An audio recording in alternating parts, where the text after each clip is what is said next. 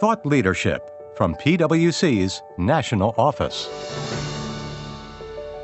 I think for anybody reporting emissions, it's critical that they familiarize themselves with all these documents, corporate standards, Scope 2 guidance, Scope 3 standards, Scope 3 calculation guidance, to really have a good overview how to go about, identifying, measuring, and reporting those emissions. Hello. Today we're back talking ESG, and this week we kick off a series breaking down the building blocks of greenhouse gas, also known as GHG, emissions reporting. In today's episode, we'll start with the 5 steps of reporting, and we'll begin to dissect the process by focusing specifically on step 1, understanding your GHG reporting requirements. I'm Heather Horn, and thanks so much for joining us today.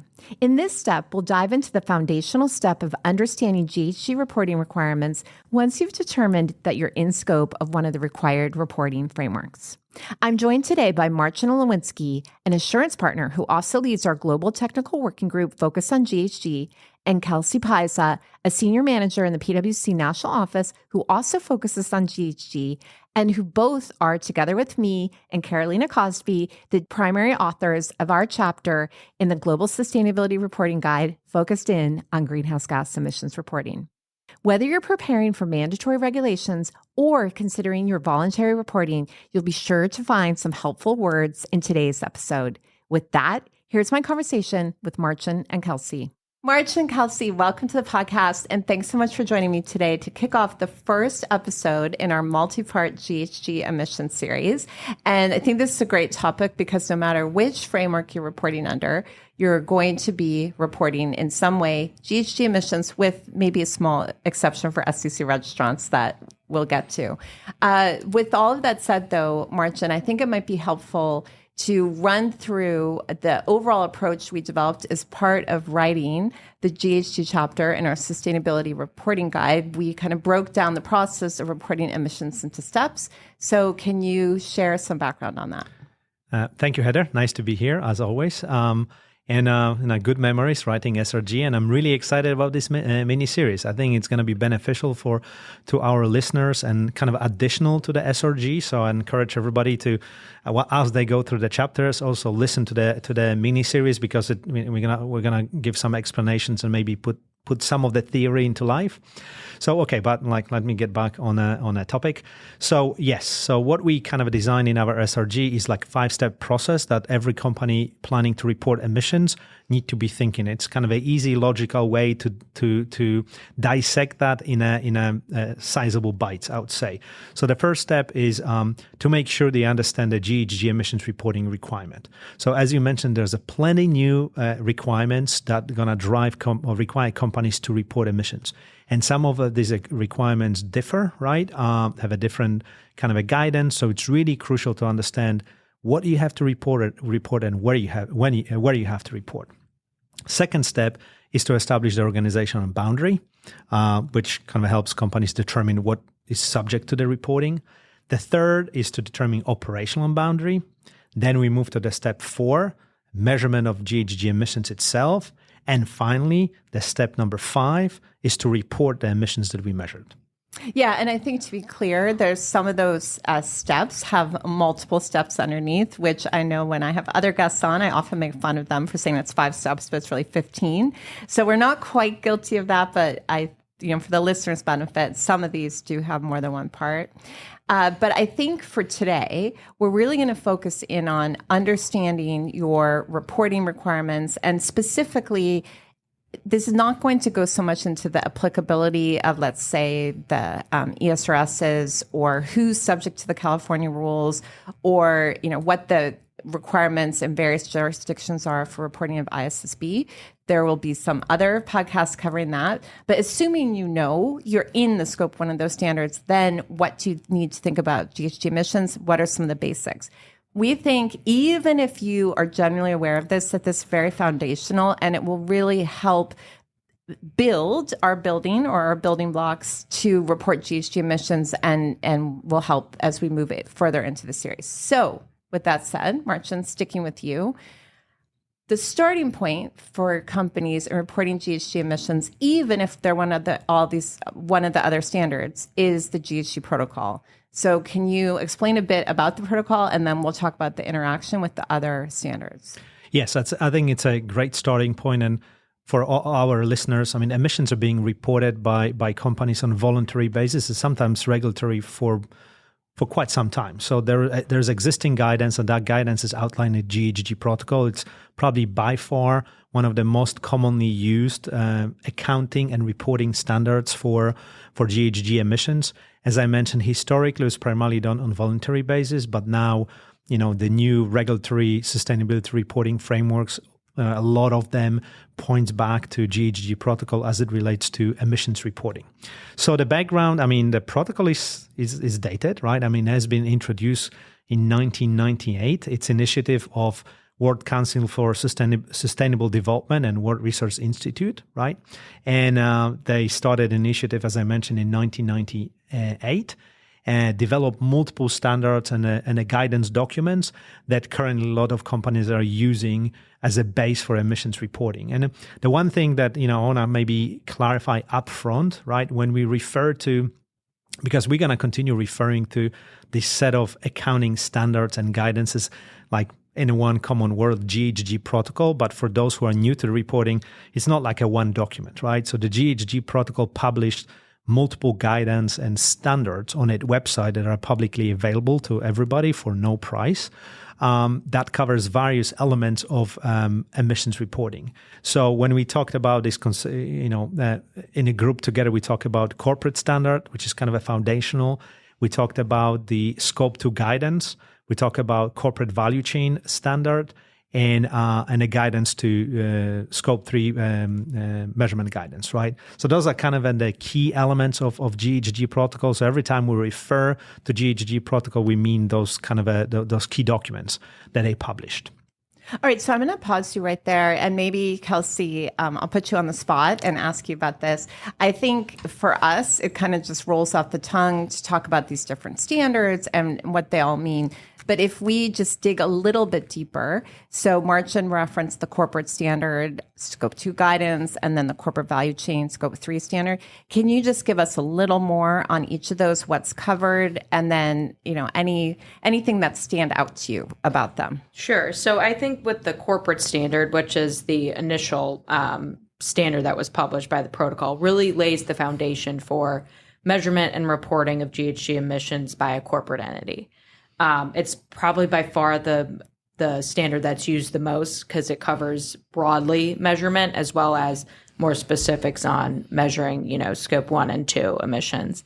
The Scope 2 calculation guidance is also an amendment to or an addendum to the corporate standard and really focuses on measurement of Scope 2 GHG emissions and the various methods in which companies can report Scope 2 emissions. And then, so Kelsey, I'll pause you there because I do think this is important because people often say, okay, but I don't see the Scope 2 guidance, for example, referenced in the ESRSs, or it's not referenced in the ISSB standards. But I think it's very important that from the GHG Protocol perspective, they specifically, the Scope 2 guidance is an amendment to the GHG Protocol corporate standard. So as we're looking at these standards, if someone is referring to the corporate standard, the Scope 2 guidance is actually part of that. We often will call it out separately just for ease, so you know where to go look. But I think it's again important to highlight. So then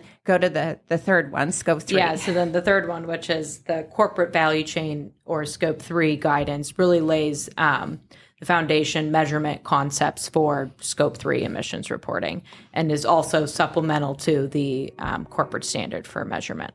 So I think that's super helpful. And again, just to get our terminology right here, so that final standard we said is the corporate value chain, Scope 3 accounting and reporting standard, referred to as the Scope 3 standard.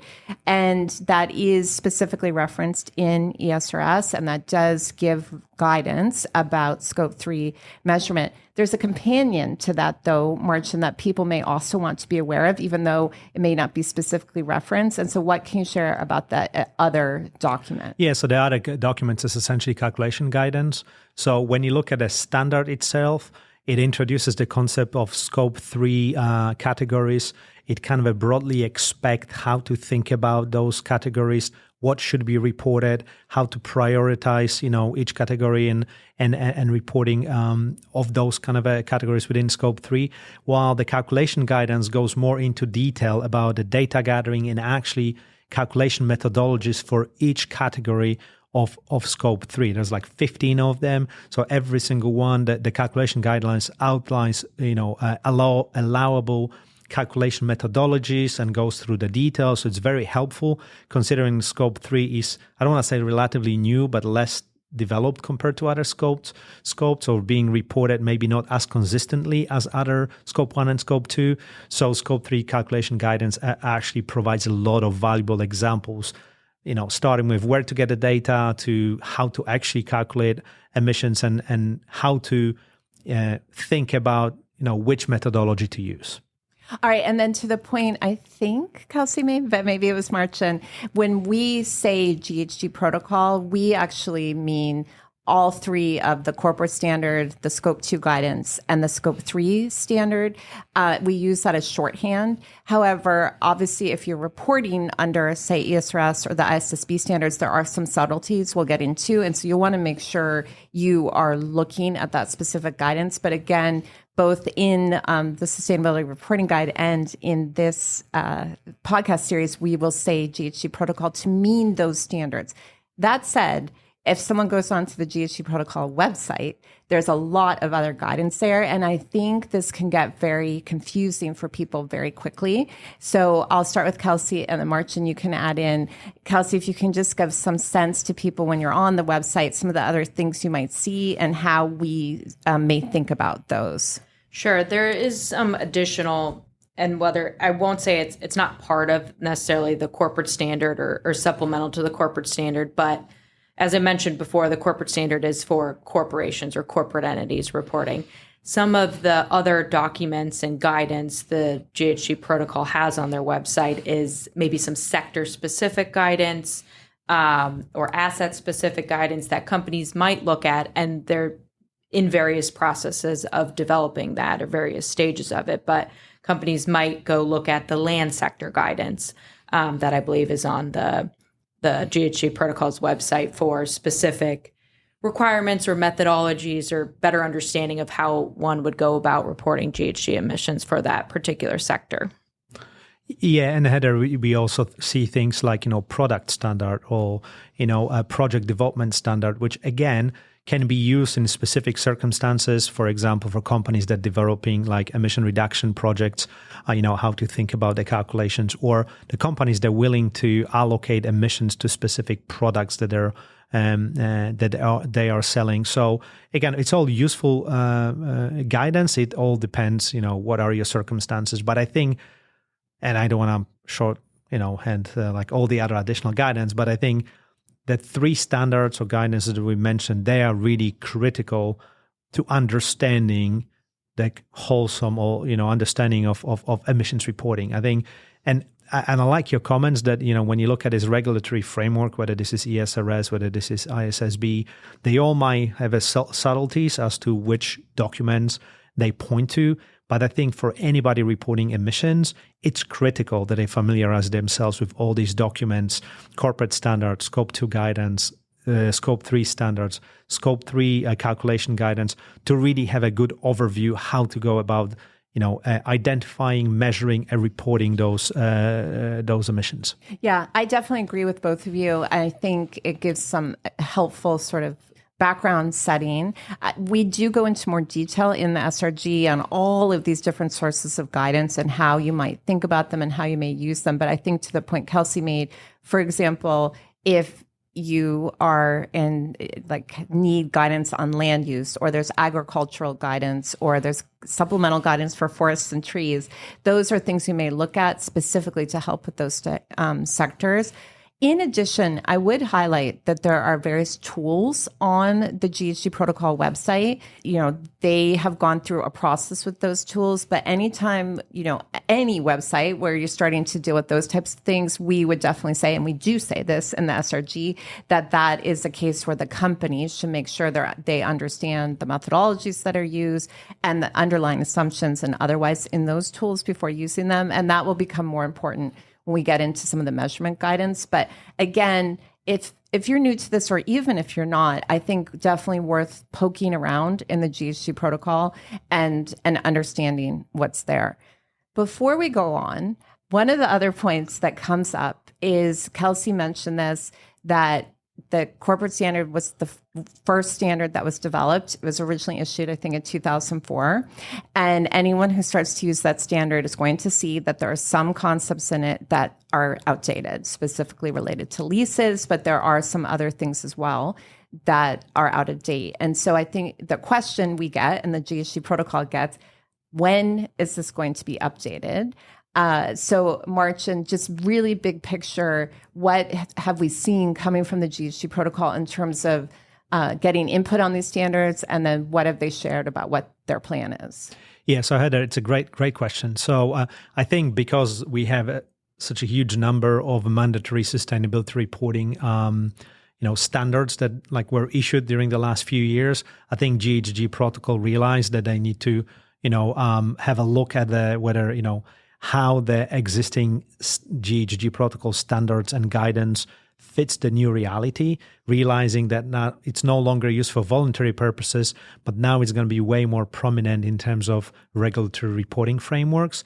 And I think it's a good initiative. Like any other standard setting body, you have to constantly look at what do we need to update when. So they recognize the need, and if I remember my dates correctly, last year they used to issue a series of surveys that anybody could respond to, and the surveys included very specific questions as to what needs to be updated in any of the standards documents, justifications for that, and they have very specific questions about some topics that they themselves identify potentially might need updating. Leasing is one of those, and market participants, practically anybody, could submit their kind of responses to the surveys with more kind of a granular descriptions of what and why they believe should be updated.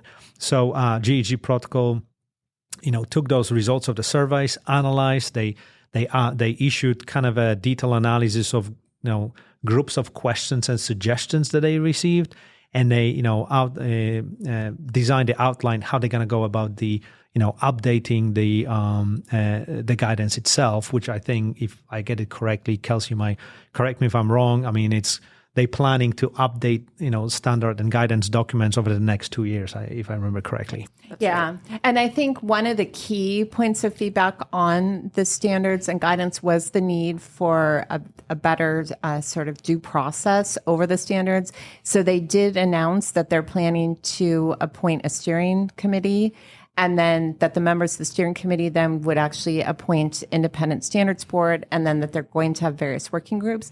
Now, we've seen the chairs of those committees announced. We haven't seen the membership, but hopefully soon. I think they are, we keep getting announcements that it's expected to be soon. So who knows?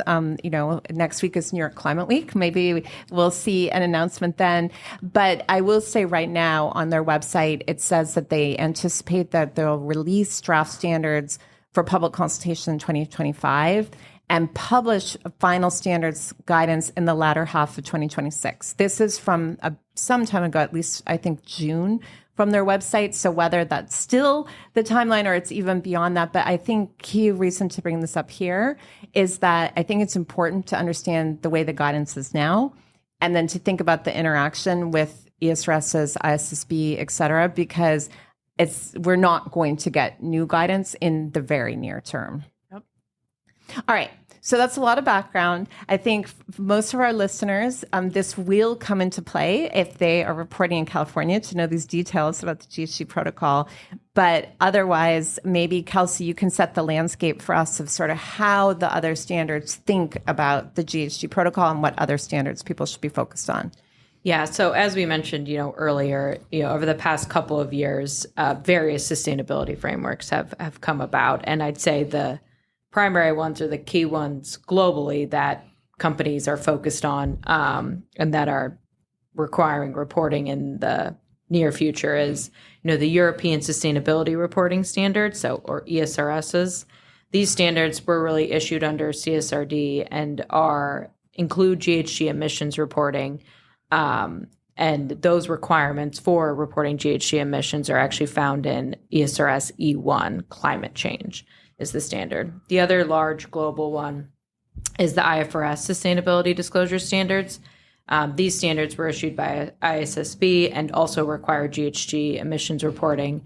And those GHG emissions reporting requirements are included in IFRS S2, climate-related disclosures. And then let's move to US because we're not, staying behind. Obviously, SEC climate disclosure rules require the reporting of GHG emissions, among other reporting requirements. Only for certain restaurants. That was my asterisk I gave earlier. So we'll go into more detail about that. But yes, I think it's an important point. Only for certain registrants and only for certain scopes of emissions, to be exact. And then last but not least, California, we have two bills there that essentially require the reporting of GHG emissions. So Senate Bill 253 that requires reporting scope 1, 2, and 3 in accordance with GHG Protocol, and Senate Bill 261 that requires reporting GHG emissions in accordance with TCFD, which is Task 404 on climate-related financial disclosures. Right. And there's some definitely subtlety to those in terms of particularly 261 that we will cover in a completely separate episode. But one point I should make here for our listeners is that there were rumors that the timeline for implementation of the requirements for those two laws, 253 and 261, was going to be pushed back. Fake. That's fake news. Well, I shouldn't say. I mean, there were efforts to push back the timeline, but in fact, the amendments that were made, there were some cleanup amendments made, but they did not change the timeline. So the reporting of emissions under 253, which is reporting in accordance with the GHG Protocol, is going to be required in 2026 on 2025 information. And the reporting of the TCFD/equivalent reporting will be by January 1, 2026, which is coming very soon, even though it's 2026 date. So again, this is a good opportunity to dispel the myth that there is going to be more time for that reporting. So with all that said, I think digging a little deeper into the interaction of the standards is what our listeners need so they can continue with us on the series. So Kelsey, I think I will start with you, and perhaps we can start with the reporting in the EU under CSRD, so the requirements of ESRS E1. Yeah, and so, as we mentioned before, I think all of those standards that we just listed require GHG emissions reporting. And while there are some differences between each of the standards, there are also some similarities. One being the reporting of GHG emissions in accordance or suggested the use of using the GHG protocol is consistent throughout these standards. And so, given the prevalence of the GHG protocol, each of these global standards as well as the US standards either, recommend or require the use of the GHG protocol when reporting. And so specifically, these standards will, either explicitly refer to the GHG protocol and even more explicitly might refer to the specific standards we mentioned earlier from the GHG protocol that Marcin went through. And so companies should really look at kind of a hierarchy of guidance. And so if you're talking about ESRS E1, that would, ESRS E1 specifically requires reporting of GHG emissions and defines the scope 1, 2, and 3 reporting requirements, but tells you to go look at the GHG protocol for measurement guidance.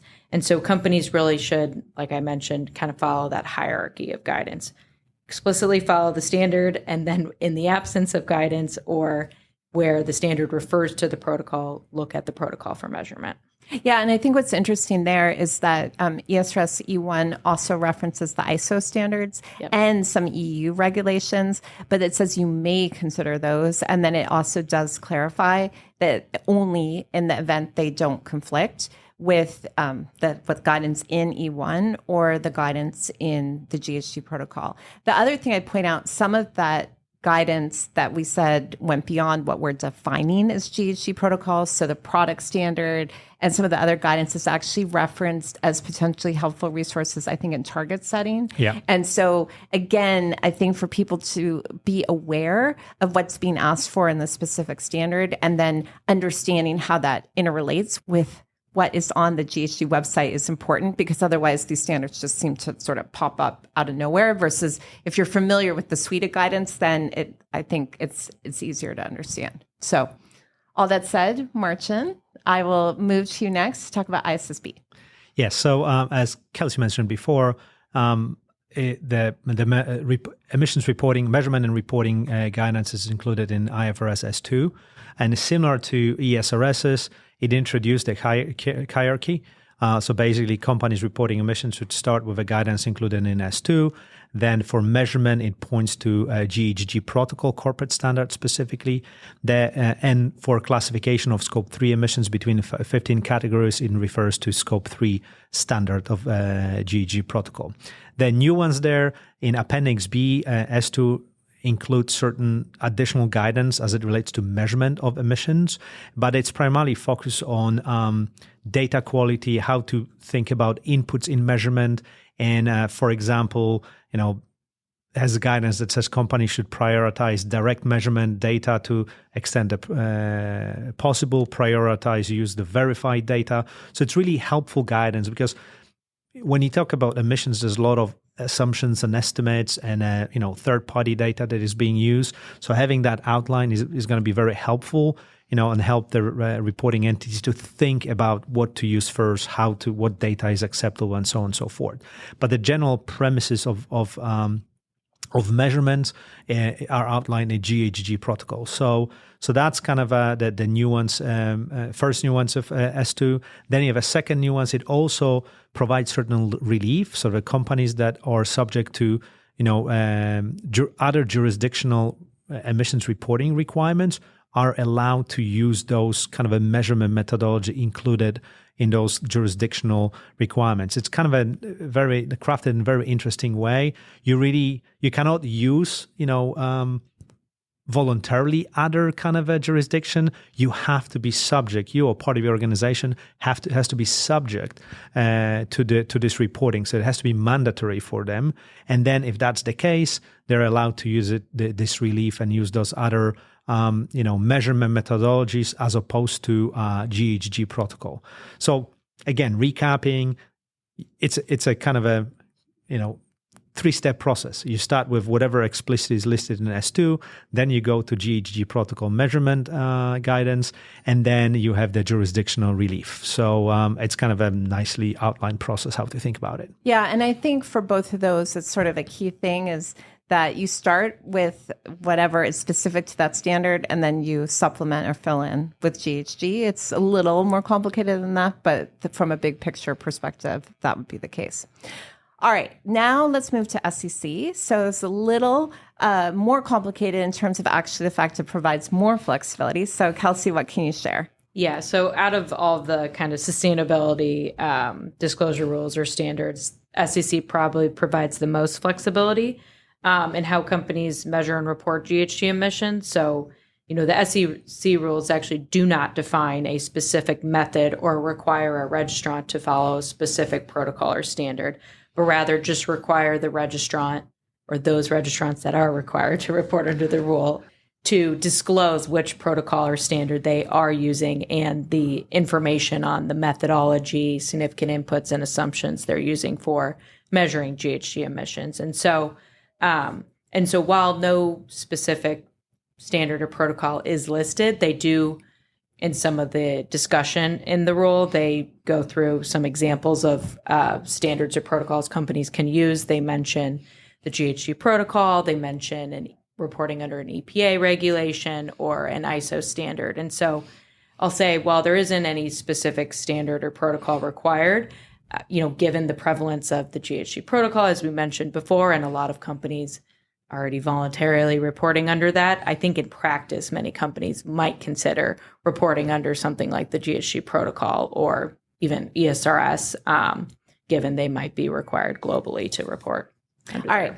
Very helpful. And then last but not least, we touched briefly on California, but I do think there's, again, some subtlety here that's important to understand. So Kelsey, I'll go back to you. Yeah. So I think, as Marcin mentioned, there's two main California bills that require reporting of GHG emissions. The first being California Senate Bill 253 requires reporting of Scope 1, 2, and 3 GHG emissions in accordance with the GHG protocol.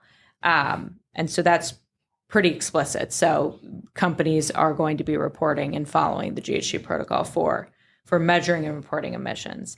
Whereas Senate Bill 261 requires, GHG reporting under TCFD, which is the Task Force for Climate-Related Financial Disclosures. And TCFD requires an entity to report Scope 1 and 2 emissions and strongly encourages reporting Scope 3 emissions in accordance with the GHG protocol. So whether you're in scope of both those bills or one of those bills, you will likely be required to report GHG emissions in accordance with the GHG protocol. All right. So definitely a lot for companies to think about, and we haven't even gotten into the reporting itself, but hopefully this, again, foundation will be helpful for companies as they think about the reporting requirements. I know both of you spent a lot of time getting your head around the subtleties to these requirements. So before we wrap things up with this first episode, just question to both of you in terms of advice you have for companies that are trying to understand what's required for them and the interaction of these different standards. So Kelsey, I'll start with you. Yeah, I think just, again, starting with, well, what is required under each of these frameworks? We mentioned, we're talking about GHG emissions here today, and each of the frameworks we've mentioned have some standard or, specific reference to GHG emissions reporting. So understanding which standard you're in, and then perhaps which measurement guidance it's going to point you to is the good starting point.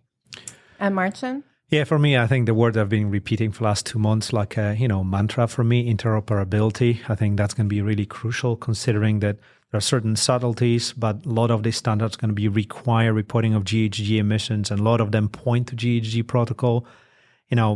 After you understand where you have to report and making selections, what methodologies you're going to use, and you're trying to make a selection of methodologies that going to give you the most interoperability, between the different standards, because last thing you want to do is maintain multiple GHG inventories in your system that, and use them to reporting different numbers after under different regulations. So thinking upfront what it is you will have to do and what decisions you're making to make it as easy as possible for yourself, and at the same time meeting the requirements of all the other regulatory frameworks.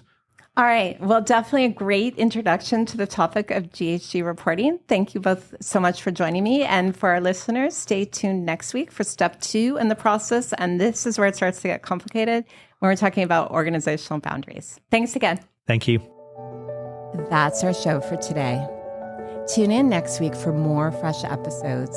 So that you never miss any of our audio content, follow the PwC Accounting Podcast wherever you listen to your podcasts. And to stay up to date on all our latest accounting and reporting news, sign up for our newsletter at viewpoint.pwc.com. From Thought Leadership at PwC, I'm Heather Horn. Thanks for tuning in.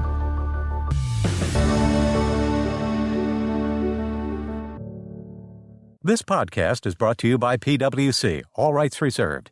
PwC refers to the U.S. member firm or one of its subsidiaries or affiliates, and they sometimes refer to the PwC network. Each member firm is a separate legal entity. Please see www.pwc.com/structure for further details.